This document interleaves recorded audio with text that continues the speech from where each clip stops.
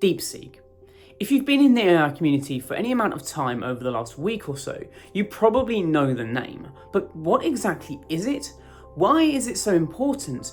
And how is it changing the AI industry for good? That's what we're going to find out today as we take a deep dive into DeepSeek.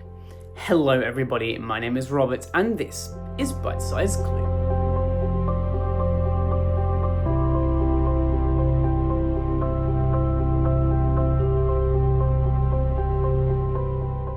So let's start off by talking about what exactly DeepSeek is.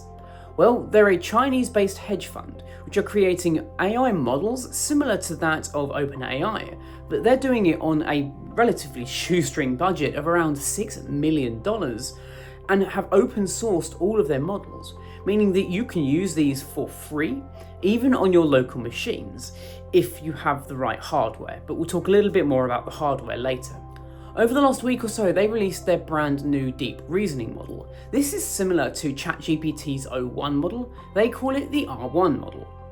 Not that R1 though. We don't talk about that one.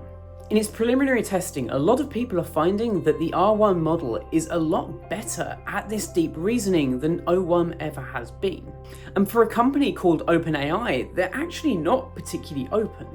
They've locked a lot of their bigger and better models like O1 behind a $200 a month subscription fee.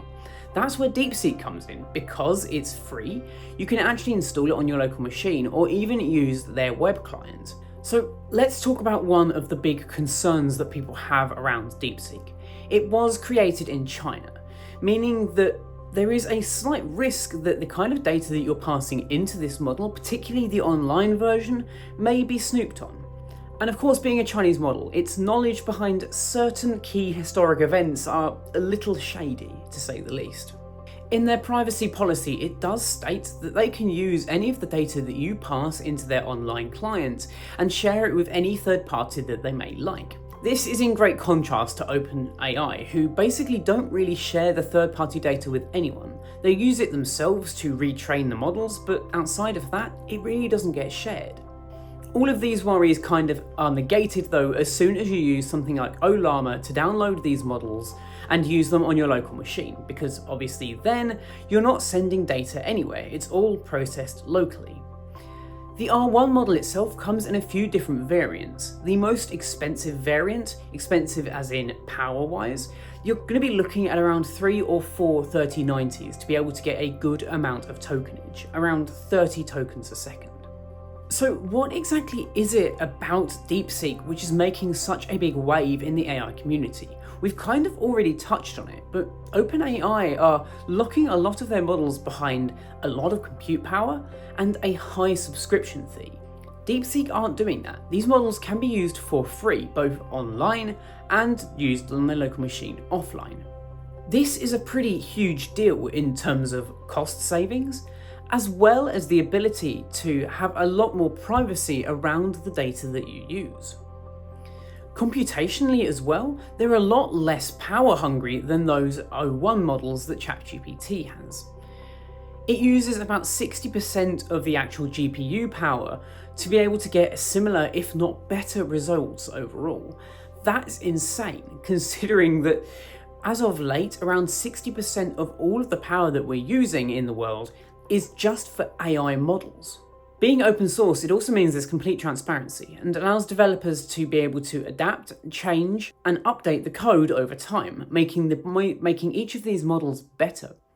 So their big main model, the R1 deep reasoning model, is pretty exciting for a number of main reasons. What exactly is deep reasoning though? Basically, it allows an AI to have a certain amount of human reasoning. It is a unique architecture that combines neural networks with symbolic reasoning, allowing it to tackle complex tasks that traditional AI models might struggle with.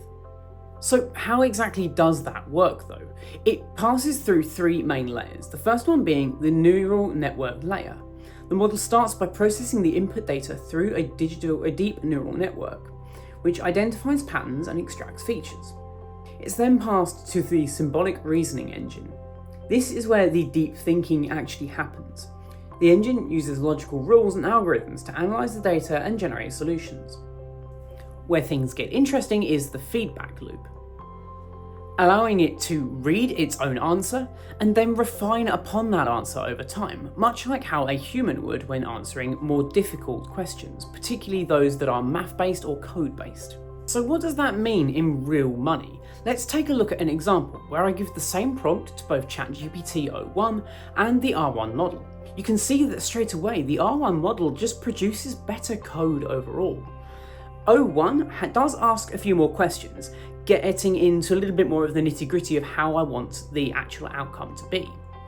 But to be honest with you, the R1 model did it quicker and better. So there we have it, guys. That has been a deep dive into DeepSeek and their brand new R1 model. I actually think this is exactly what the artificial intelligence market needs. For too long, OpenAI have had a stranglehold on the AI community, and I'm glad to see that there is a new player bringing true, open and decentralized AI to the masses. Why don't you let me know what you think of the new models in the comments down below, and of course, while you're down there, get subscribed as well, because it genuinely does mean the world to me. Anyway guys, my name is Robert, this has been Bite Size Clue, and I will catch you in the next one. Adios.